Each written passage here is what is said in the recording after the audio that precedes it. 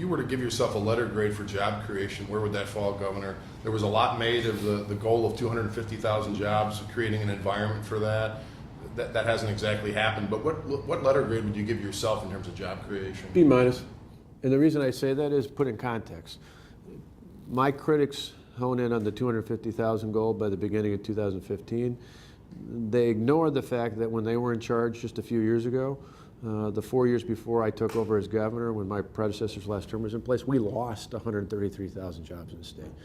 The budget back in 2009, the last budget that Democrats controlled everything, the governorship, the Assembly, and the Senate, was a budget that raised taxes by over $1 billion, that had many times larger property tax increases that came out of it, that had the use of one-time federal stimulus money to create, to fill in the Medicaid and school aid deficit, that raided from the transportation fund. All that led to a $3.6 billion budget deficit. We came in.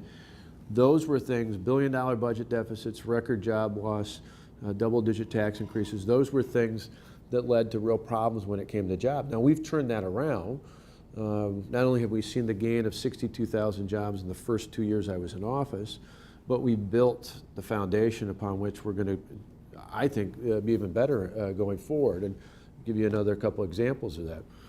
Compare us to Illinois. 4 years ago, at the same time that budget was going on, I was talking about, our unemployment rate was 9.2%. It's dropped down more than 2 points. Since then, Illinois is still over 9%. 4 years ago, our ranking for the best and worst states to do business in, according to Chief Executive Magazine, was in the bottom 10. We were 43. We're now 17 as of last month. Illinois is still ranked in the bottom 10. 4 years ago, the statewide chamber did a survey of employers and found that just 4% thought we were heading the right direction. Just last month, that moved up to 94%. I think we're heading the right direction.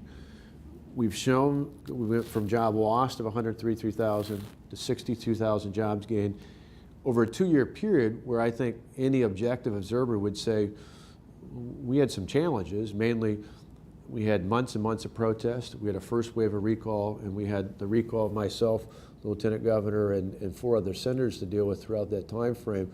All those things were huge distractions for job creators. And I heard it enough time, whether it was here in Green Bay or in Appleton or Oshkosh or Manitowoc or anywhere else around the state.